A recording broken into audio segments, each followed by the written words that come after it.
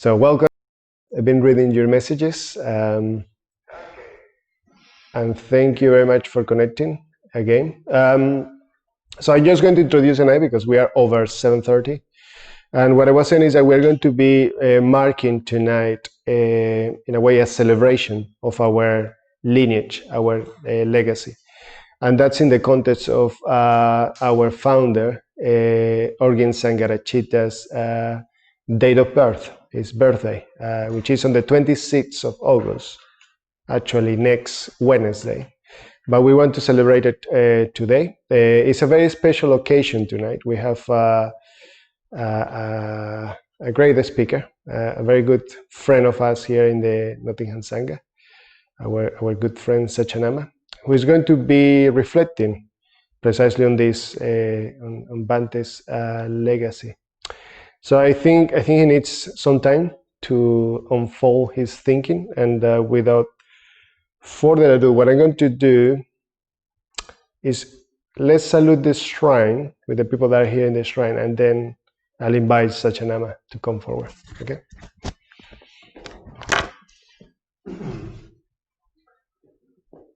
Namo Buddhaya. Namo Buddhaya. Namo Dharmaya. Namo Dharmaya. Namo Sanghaya. Namo Sanghaya. Namo Namah. Namo Namah. Om. Om. Hum. Hum. And I just want to say that the shrine is a very important feature of the evening tonight, but we'll hear about more about that in the second half. So Saccanama, very welcome, dear brother. Thank you.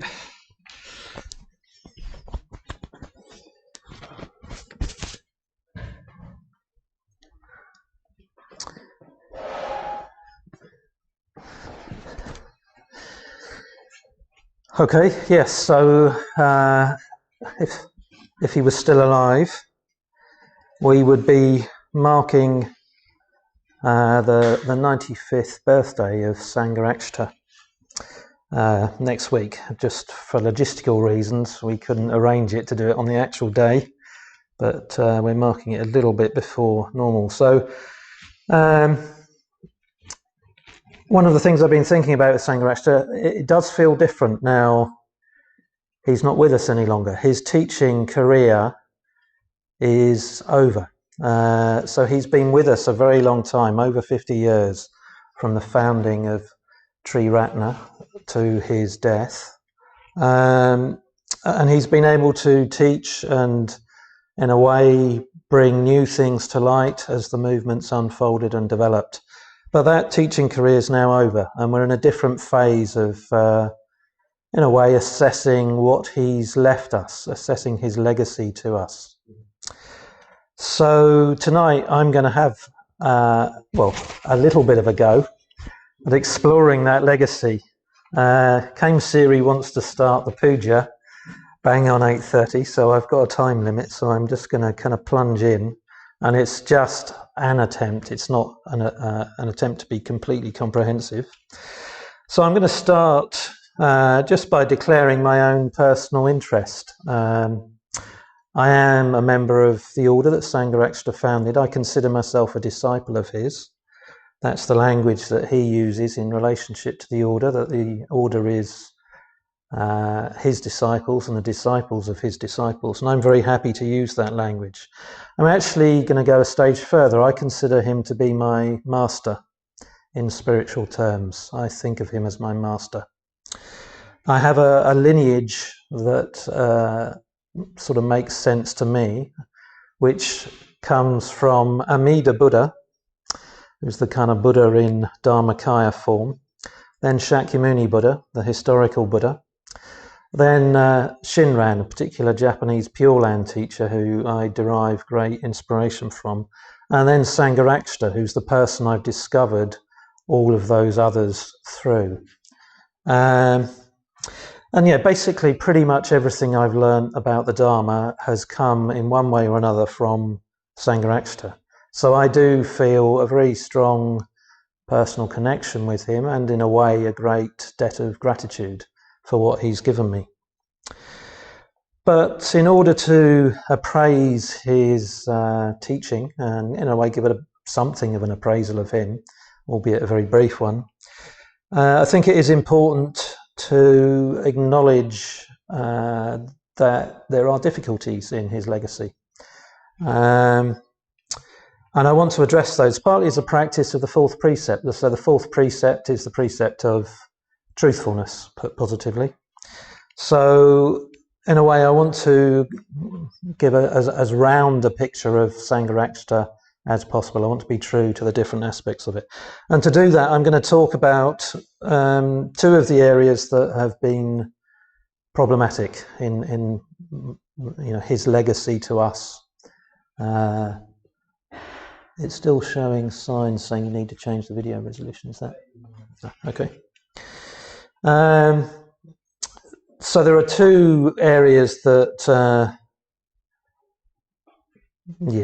cause issues in a way, understandably, for many people in relation to Sangharakshita. So I want to talk a bit about them first, and then I want to go on to I want to say some things about his character, and then also give an appraisal of what he's left us in terms of his teaching. So the first issue I want to talk about is probably the most obvious one, which is his sexual activity. So for some people, I'm imagining everybody who's watching this knows that he was sexually active in a period of his life. If you don't, well, you're going to be hearing this for the first time. So I'm just going to start with a few simple facts just to get clear about what we're talking about. So Sangharakshita was a monk for 20 or so years. When he came back to the West in the 60s, he was in his 40s. As far as we're aware, he hadn't had sexual relations before that. Came back to the great time of sexual experimentation. And during the 1970s and early 80s, he had sexual relationships with a reasonable number of his disciples, people that he had ordained. These are all adult men. It's not children. There's never been any hint of illegality about it. Manisha, who's the safeguarding officer for Triratna, did talk to the police about it. The police didn't express any interest in bringing any criminal charges against him. So we're in this area of influence, a grey area of influence. It's when a therapist has a sexual relationship with their client, or a doctor with their patient, or a teacher with their student, or in this case, a spiritual teacher and their disciple. It's where somebody has influence over the other person, and there is sexual relationship takes place within that. That's the simple facts. There's lots of interpretation of what went on and different views around all of that.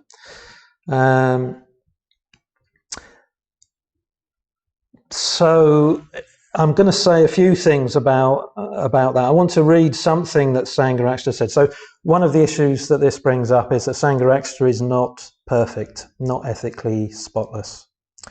He himself, I'll just read you what he wrote. This is late in his life. He says, "I would therefore like to express my deep regret for all the occasions on which I have hurt, harmed, or upset fellow Buddhists, and ask for their forgiveness." And then there's a clarification of this, where he says, "Sangharakshita has confirmed that his apology extends to anyone that he has harmed in any way at all, including those who were Buddhists at the time, if not now, and their non-Buddhist family and friends. He further wishes to make it clear that his statement was a confession." So Sangharakshita himself acknowledges unskillfulness. He doesn't explicitly name the sexual unskillfulness in that statement. It's a public statement. He's in some ways a sort of a private man. He's not prone to speak about those things publicly in quite that way. But he does acknowledge that he's caused harm to others. So clearly he acknowledges a certain unskillfulness in his own actions. So if we come to Sangharakshita looking for ethical purity or some kind of perfection, when you hear about this, it can be difficult. People can feel let down in some sort of way. So I just want to say a little bit about this area generally, about kind of holding moral ambiguity. This is something I don't think we're very good at in our society generally. So there are a few things that we can slip into here. It's very easy if we've come across Triratna, we come across Sangharakshita's teachings, we've kind of appreciated them, gained benefit from them, to want him to be perfect. And then when you hear that he was sexually active with some of his disciples, you can move to a state where you want to diss him or bring him down or distance yourself from his teachings. So there is a whole tendency in our culture, the trial by social media. I mean, this didn't particularly happen in relation to Sangharakshita, but it happens very quickly and easily now. People can be proven guilty on social media. It's like the law in this country is supposed to be you're innocent to prove guilty. It's almost like these days you can be proved guilty on social media. And there's a whole thing about virtue signaling that goes on. There's all these kind of contemporary attitudes. In a way, this all came out just recently with the Black Lives Matter movement, and talk about bringing Churchill's statue down in Whitehall. So Churchill is another of these characters. He's upheld as the great hero. In a famous Radio 4 poll, he was voted as the greatest Briton of all time. He's a very ambiguous figure, though, when you start to read more about him. Clearly had very racist views, certainly towards Indians. And there's quite strong evidence that he was involved in decisions that led to the Bengal, or that contributed to the Bengal famine, which led to over 1 million, maybe more than 2 million people dying during the Second World War. So at the time that he was, in a way, being the great hero, standing up to the Nazi aggression, he was also expressing racist sentiments and involved in decisions that led to the deaths of Indians, large numbers of Indians, or at least contributed to those deaths. So, but the debate on social media is very easy just to say either he's a great hero and he's the upstanding figure of English culture and the English nation, or we should tear his statue down and bring him down. It's difficult for us to hold somebody who has both things in them, has great qualities, very noble qualities, achieves great things, and is also morally ambiguous or just unskillful. So in a way, I think we need to learn to do this a bit more. We need to learn to hold moral ambiguity. I'm going to quote that famous Buddhist teacher, who's actually a Christian teacher by the name of Jesus. There's the famous story from the Gospel of John, where these people are about to stone a woman for adultery. And Jesus makes this comment. This is the actual words from the Gospel of John. "He that is without sin among you, let him first cast a stone at her." I think this is brilliantly insightful. He says, he of you who is without sin, let them cast the first stone. So basically he's pointing it right back to you. He's taking the moral lens away from someone else and directing it back to you. This is our principal concern as Buddhists. It's not to blame and find fault with others. It's to examine and reflect on our own ethical shortcomings and do our best to limit or even eradicate those. So I think it's very important to remember that when we're thinking about other people's shortcomings. It's not about letting them off the hook or denying that they did them, but it's not getting into moral outrage when, maybe ourselves are not so pure as we might like to be. I think that's a very, very insightful thing of statement of Jesus's. So there's also the whole thing about, well, if we do move to criticizing someone else, particularly someone maybe we've idealized them, maybe we've over idealized them, and then we criticize them and bring them down to below the level of the earth, as it were. This sort of polarizing that can go on, over idealization and a kind of rather quick flip to damnation in some way. In a way, when we do either of those things, what is that doing for us? It's almost like they can kind of let us off the hook. If we over idealize someone, they're too kind of far, too perfected, we're not going to achieve that. And then if they're damned, well, then we don't have to listen to the good things that they may have done or the good things that they've taught. So again, I think in this area we have to look to our own actions and take responsibility for our own actions, and then try and be with this moral ambiguity, where someone has a legacy that includes very, very positive things and also unskillfulness and difficult things. It's a kind of skill of maturing, emotionally and spiritually maturing, to be able to live with and hold those things. I'm not saying that excuses Sangharakshita's actions at all. In a way, we all have to come to our own personal view about the seriousness of his ethical shortcomings. My own view is that he was acting clearly out of self-interest. He was short-sighted about the effects of what he was doing, and there's an element of naivety there. That's my view. In a way, you have to form your own view of what you think is sexual activity, how serious you think it is in terms of an ethical shortcoming. I certainly don't attribute any maliciousness to his motives. But yes, clearly it has caused pain, significant pain, for certainly 5 or 6 of those people who had sexual relationships with them. If not at the time, after the event, it's become a source of very significant pain, and that's very regrettable. But yeah, we need to find our own view of that if we're coming into a relationship with Sangharakshita through being a part of the movement that he founded. It's up to you how you weigh that, weigh his unskillfulness.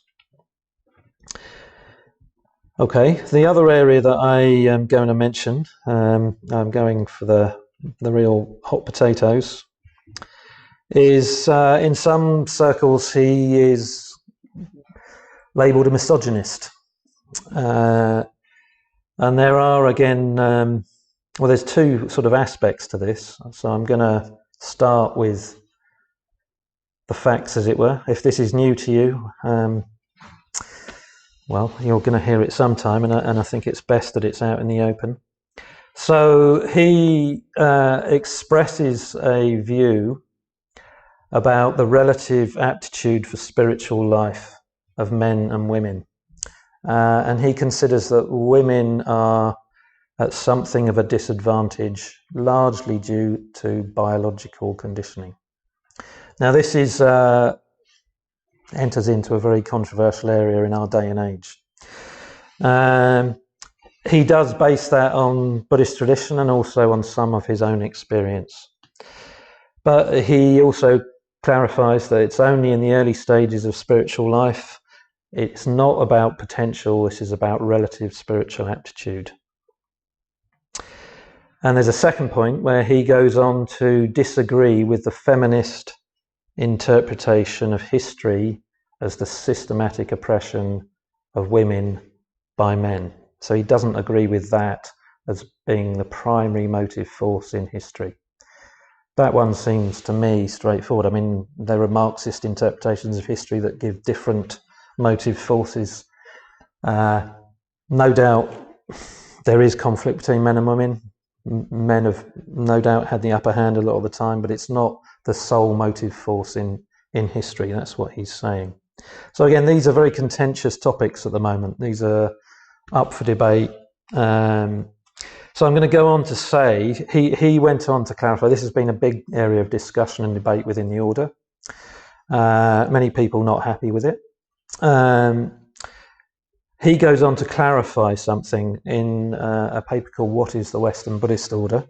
So this is given to order members, talking to order members. Again, I'm just going to read you what he says. So he says, I regard that as a difference of opinion that does not affect their discipleship. So he's talking about people who are saying they don't agree with what he's saying about this relative spiritual aptitude or difference in spiritual aptitude.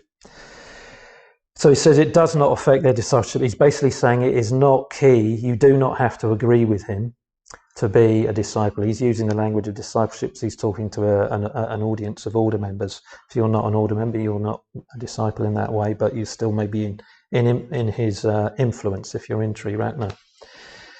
Then he goes on to say, so thus if someone believed that men and women have perfectly equal spiritual aptitudes, that would not be incompatible with their being my disciple. And he also says it is also worth saying that an order member is not obliged to believe that men and women are exactly equal in their spiritual aptitudes. But he's making the point that if you don't agree with him, in a way, don't let that be a big issue. Just acknowledge a disagreement. Yeah. And he's fine with that. That you don't have to accept this view of his. It's not important in the big scale of things. It's not essential to his teaching of the Dharma. So this is one of the things, like I say, people can get quite caught on this, in a way, understandably. But if it is an issue for you, I would follow his advice. I disagree with him. There's plenty of value in the teaching that I'm just going to get on and explore. I'm just going to leave that to one side. You know, if you sort of end up chewing over it, as it were, a lot, you get things out of perspective. So I'd urge you just to let it be. You know, it's not essential to his teaching of the Dharma. But I do want to address it's on the basis of those views that he's sometimes called a misogynist. I don't accept that there's any degree of misogyny in Sangharakshita's character or in his actions. He very clearly was capable of having significant friendships with women, deep friendships with women, with a wide range of women. I used to live at Adhisthana, and I was in the office where people would come and wait before they went to see Sangharakshita. And I saw women from all around the world, Indian women, American women, Mexican women, Australians and New Zealanders, Europeans, British women coming to see Sangharakshita, clearly benefiting from their contact with him. And I know many women who actually have had close friendships with him over many, many years. So I don't think the label misogynist sticks in terms of his attitudes. There's a book called Dear Dinu, which is a whole account of his letters that he wrote to this Indian woman, Dinu Dubash, just a very, very close friendship that they had over many, many years. So he's clearly very able to have strong, close friendship with women, very sort of metaphor relationships with women. So I don't think, in my own interpretation, the label misogyny doesn't fit with his behaviour. More importantly, he set up an order which women initially women were ordained on exactly the same terms as men. They were ordained by him to start with. But then he set up an ordination process where women ordain women. This is actually pretty radical and revolutionary in the Buddhist world. In a way, if our civilization survives the impending crises facing it, particularly the ecological crisis, if we do survive, I think he's going to be much better known for founding an order in which women are ordained on exactly the same footing as men, and women are ordained by women. This is a radical thing to do. In a way, it implies a very deep trust in women and their spiritual potential, their spiritual abilities. So again, I think his actions very much disprove that label of misogyny, even if the views are still controversial. So those are the two kind of significant areas that can cause problems for people. I don't know if what I've said is of help.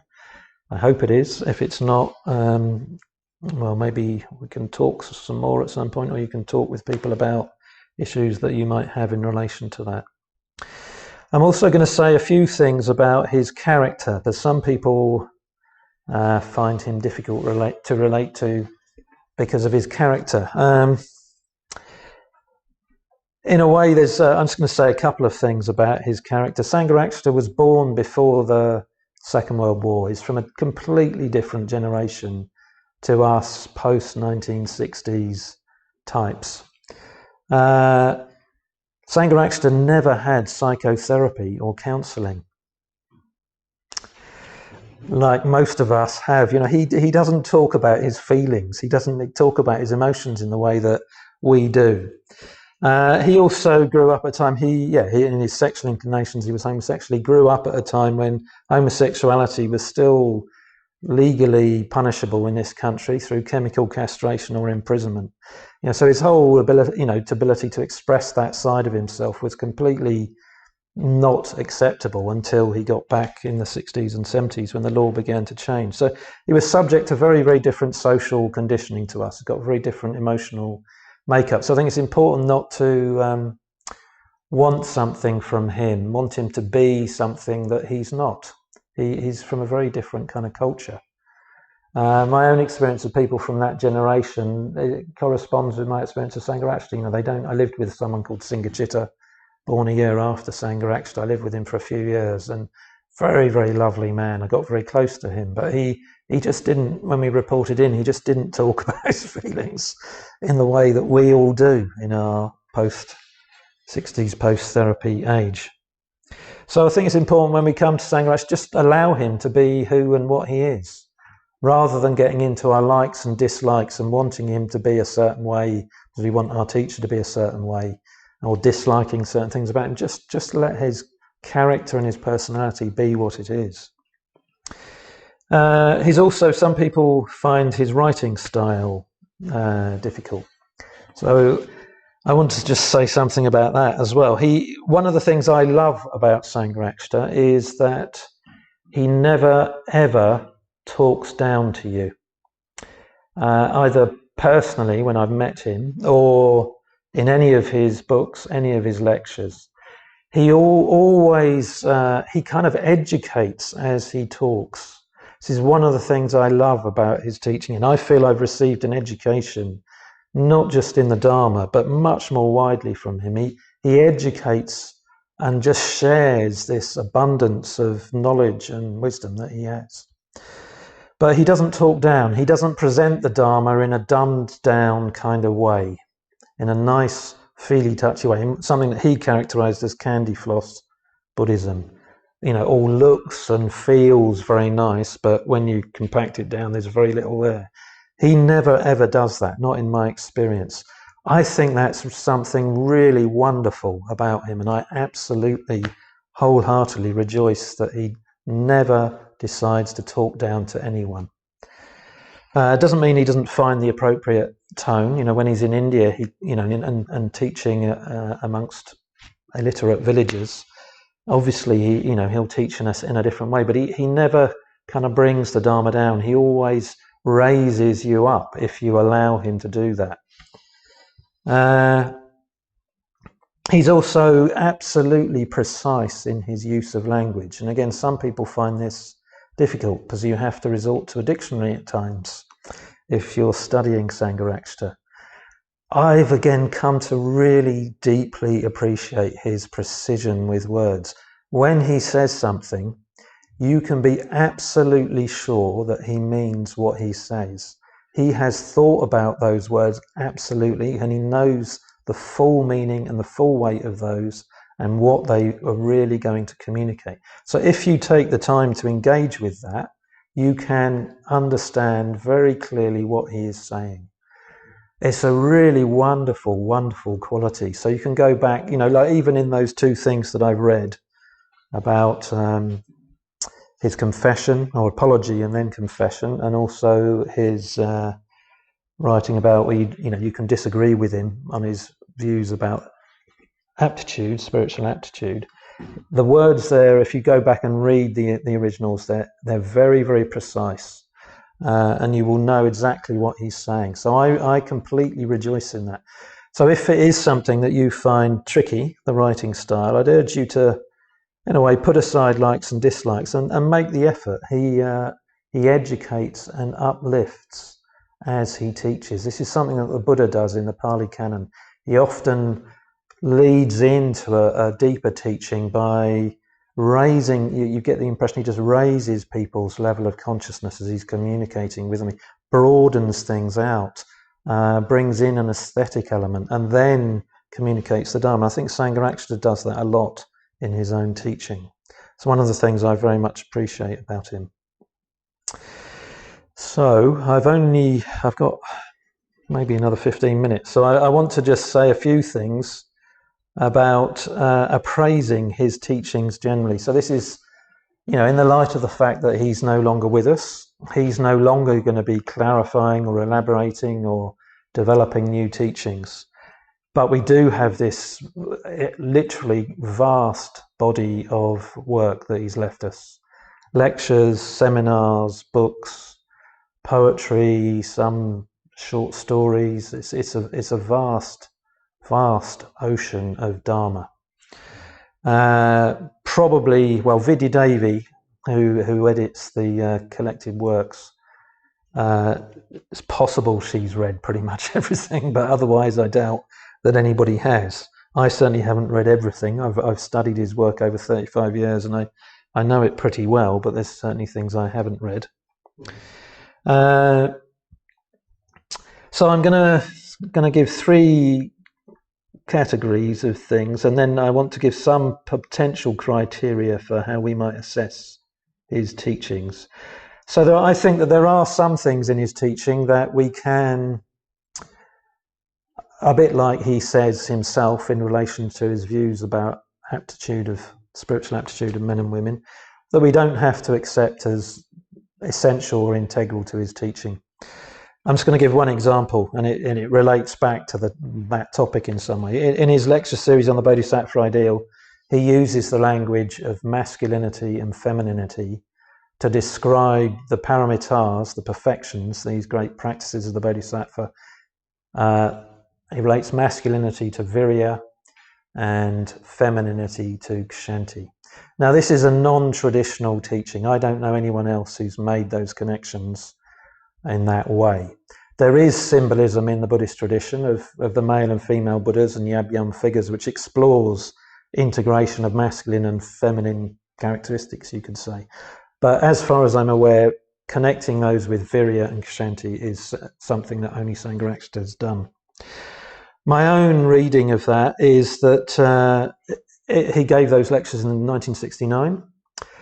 I know that in the 60s and 70s he was reading a lot of psychology, a lot of Carl Jung particularly. You can get this in other of his lectures. You'll pick up quite a few references to Carl Jung. And Carl Jung was in the air of those times. He was seen as one of the people who exemplified a kind of a spiritual life in a very materialistic age. So I think Sangharakshita is exploring, he's trying to make a connection of traditional teachings with ideas of the time, masculinity and femininity, the whole idea that the man has an unrealized feminine aspect to themselves that they project out in falling on love, and likewise the woman does the same. This whole notion of we're not integrated in our own being, in the anima or the animus in Jungian terms. So he's trying to make a connection with that and teaching that, and saying we need to resolve those opposites, integrate those opposites as a way to give rise to the bodhicitta. Now that may not really be relevant any longer. It may not. I don't think it works especially well to connect those terms with virya and kshanti. In a way, I think you could just explore virya and kshanti without having to bring those terms in. Sometimes those terms can get in the way. But it's also like he was taking a teaching and making it relevant to the atmosphere and the ideas around at the time. Jung is still an important figure, but psychology's moved on a lot. We've had James Hillman since then. We've had Myers-Briggs, which is a development of Jungian ideas. I mean, we've had the whole development of neuroscience and things like that. So in a way, maybe nowadays we would need to be making connections with those rather than with the language of masculinity and femininity that I think comes from Carl Jung, and that's probably where he got that influence. So I don't think that's essential to his teaching. It's terms that he's using to try and make a connection with a traditional teaching. It's not essential. Stick with Virya and Kshanti and explore those. If masculinity and femininity are not helpful in that way, again, I don't think that they're essential. That's just an example. But then there are essential aspects of his teaching that I don't think we are in a position to drop or change. I mean, these ones will be fairly obvious, and I haven't really got time to explore them in any depth. But the things like the centrality of going for refuge, I mean, it's very easy. It gets talked about a lot in our movement, so it's easy to take it for granted. But if you trace the way he arrived at understanding the spiritual life in terms of going for refuge to Buddha, Dharma and Sangha, it's actually a very, very profound thing that he is saying. And I think the implications of it have still not been fully worked out, to be honest. There's his emphasis on the importance of art and beauty in the spiritual life. This is a distinctive aspect of his own teaching, but if you read his Religion of Art and the meaning of Buddhism and the value of art, you'll see it's very closely connected to the teaching of the Buddha as well. He gives very specific roots into the Buddhist tradition as a whole. In a way, there's also his whole understanding and creation of a meaningful and effective Sangha in the modern world. Brilliant insight into seeing beyond the division in the East between the monks and the laity to something much more primary than that. And this Sangha is alive both in India and in Western conditions. It's a brilliant thing he's done in creating the Sangha that he has. That's not something that is kind of optional or that we can choose to move on from. There's also his whole ability to see the Dharma as a whole. Again, I don't know any Dharma teacher, any contemporary Dharma teacher who knows the Dharma in the range and depth that Sangharakshita does. I think there are contemporary teachers who know their own part of Buddhist tradition very deeply and very well. I don't know of any other contemporary Buddhist teacher that gets the range and breadth and sees the unity and depth of the Buddhist tradition in the way that Sangharakshita does. It's a profound insight that he has into the unity of the Dharma. That's not, again, something to be dismissed or left as being specific to the times in which he taught. He's also given us plenty of teachings that need to be developed much further. Again, I'm just going to name them briefly, really. And these are three that just came to my mind. There may well be more. In the Buddhist tradition, we have termas, or in the Tibetan tradition, you have termas, these hidden texts or hidden teachings of Padmasambhava that are found by later generations. Some of these we need to work out as later generations. We need to develop these teachings. So his teaching on the 5 niyamas as an integrative schema that includes the whole of existence, basically, including the scientific, the psychological, the volitional, and the truly dharmic and transcendental. It's a brilliant, brilliant schema that he's laid out for us, but it's very much just the bare bones of that schema. We've got to work out the implications of all of that.